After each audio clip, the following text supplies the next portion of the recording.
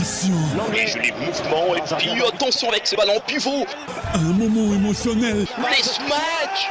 Les centres, il est au cordeau. Et la lourde frappe magistrale sous le lucarne, le but. Le but. Un moment. Oasis Sport, le sport dans toutes ses formes. Je vous salue auditeurs passionnés des sports, vous venez sûrement de les constater, nous parlons des actualités sportives. Nous allons donc débuter ici à Ville de Béni, comme vous le savez, où le championnat local est en train de se jouer. C'est samedi 28 septembre, la quatrième journée du championnat de la tente urbaine de football de Béni a été marquée par des rencontres captivantes. À partir de 13h30, le FC Mayamoto a affronté l'Union sportive Espoir, mais n'a pas réussi à s'imposer, s'inclinant sur un score de 0 but contre 2. IS Espoir a montré une belle maîtrise des jeux, capitalisant sur ses actions pour s'assurer une victoire qui renforce donc sa position dans les classements. Plus tard dans l'après-midi, à partir de 15h30, l'Académie Umoja a remporté une victoire convaincante contre le FC Gillette avec un score de 3 buts contre 1.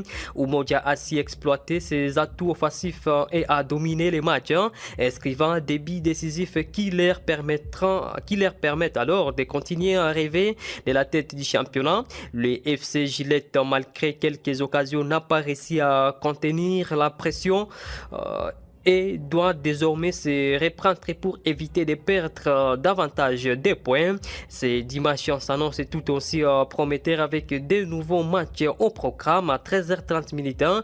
L'Union sportive Étoile de Béni et FC Ingasport, deux équipes à quête de rédemption après des défaites lors de la précédente journée, s'affronteront dans un match décisif pour relancer leurs ambitions.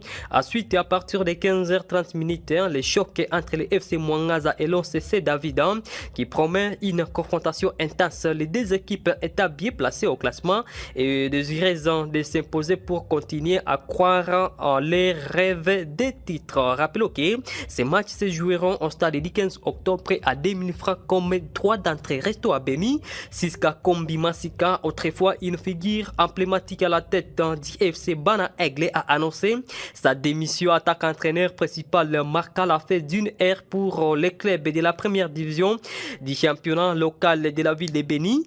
Depuis le début de la saison, l'équipe a connu des performances décevantes sur le terrain, en cageant qu'un seul match nul face à 3 matchs perdus. Ces 4 rencontres se sont soldées par 13 buts encaissés contre seulement 3 buts marqués.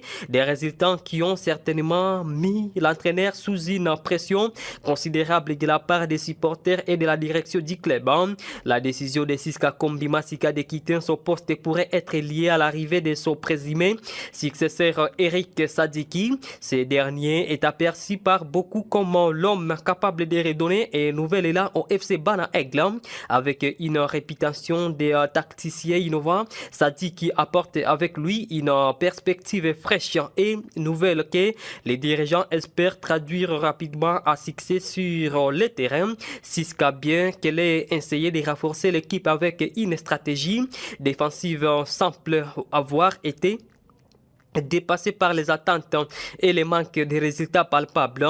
Les réactions de la démission de l'ancien deuxième entraîneur du FC Beansport ont été mitigées. Certains supporters ressentent de la tristesse à l'idée de la voir partir, reconnaissant de son dévouement pour l'équipe, tandis que d'autres voient en ce changement une chance de revigorer l'équipe avec une approche différente sous la direction de Sadiki. Cette transition pourrait s'avérer cruciale pour l'avenir du FC Bana Aigle, qui devra travailler dur pour améliorer sa position dans les championnats. Selon la suite nous dira si ces bouleversements au sein de la direction sera donc le tournoi tant attendu pour les clubs et ses supporters.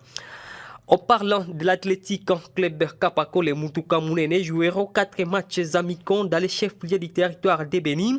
La détection des joueurs talentueux et les préparatifs du championnat national de la 2e division de la République démocratique du Congo sont les motifs de ces explications. Dès ce dimanche 29 septembre, l'Athletic Club Kapako va jouer contre les FC Mungano, alors que le lundi 30 septembre, ça sera au tour des cercles sportifs Delta Force d'affronter les Mutuka Mounene.